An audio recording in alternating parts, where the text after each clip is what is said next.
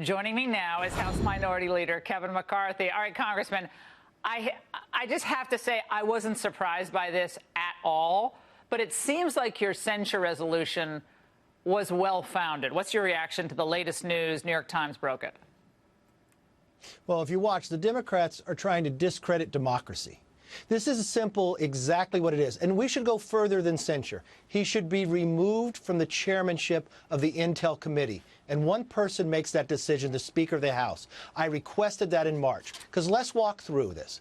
2 years ago, he lied to the American public where he said he had proof and evidence beyond circumstantial and carried us through this nightmare for the last 2 years. He met with Michael Cohen and his staff, 3 times, more than 10 hours. He met with Glenn Simpson, with Fusion GPS. And now he met with this whistleblower and lied to the American public.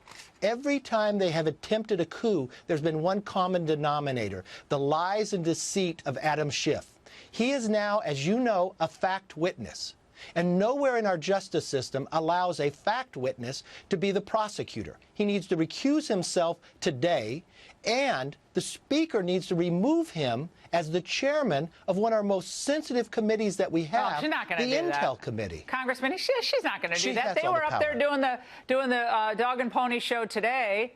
About how, well, we want to work with the president on USMCA. And, of course, but we're going to stand with the founders and the Constitution. She was trying to play this big game, as I talked about in the angle, about, we'll work with them, but we're standing up for the founding principles of this country. She's not going to move old Schiff from anything.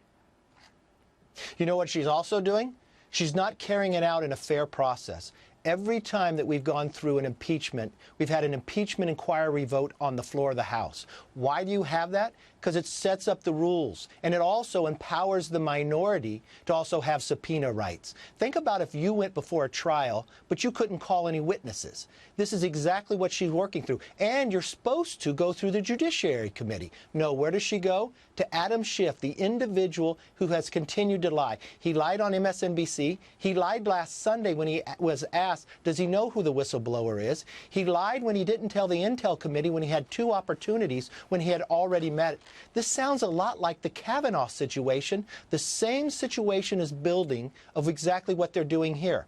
This just shows this is all political. Yeah, well, his lawyer, Mark Zaid, who's represented Schumer and Hillary, by the way, he put out a statement today, a whistleblower statement today, saying there was no contact between the legal team and Congress until nearly a month after the whistleblower complaint was submitted to the Intel community's IG. I can unequivocally state that neither any member of the legal team nor the whistleblower has ever met or spoken with Congressman Schiff about this matter. Well, what we find out in the New York Times is a staffer of Schiff, Congressman, acted as the intermediary. Now, why would this need to go to Schiff via a staffer before it became a matter of public record? Why?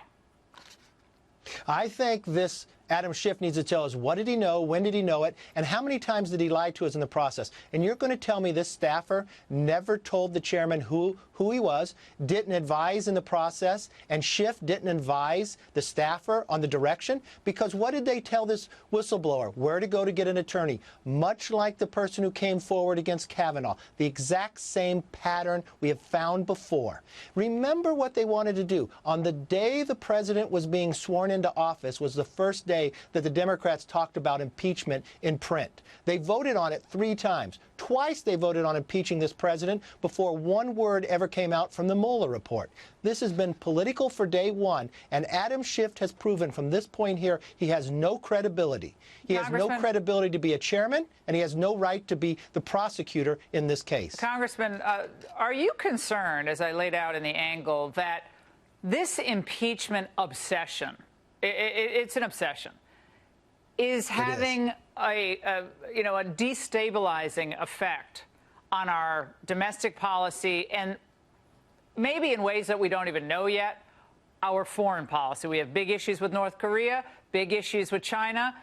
I mean, this is not exactly sending to the world a message of all is copacetic. Yeah, it's a presidential election, but we're a strong country. This is, in my view, sending a terrible signal to the rest of the world. It's sending a terrible signal, breaking the fabric of America, democracy itself. It's what they're trying to discredit. Remember when they called this out?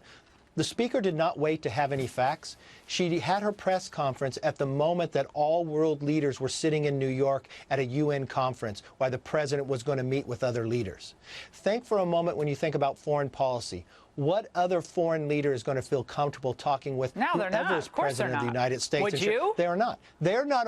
No, they're putting our foreign policy in America in jeopardy. But they they're want more also conversations. breaking down this country. Congressman, be aware, and I'm sure you are. They want more transcripts. They're not stopping at this transcript. They want more transcripts of more meetings, of more conversations, and I certainly hope the White House counsel's office and Main Justice, whoever's doing this, that not happening again, because this is a terrible precedent that was set. Necessary, perhaps, in this case, but a terrible precedent. We should never allow another one to go forward for the sheer national security of this country. But this is a scam of what they're moving forward. This should end this coup, the second one they've done, because the common denominator is the lies of Adam Schiff. Mr. Minority Leader, thank you so much for being here tonight. We really appreciate it. Thank you.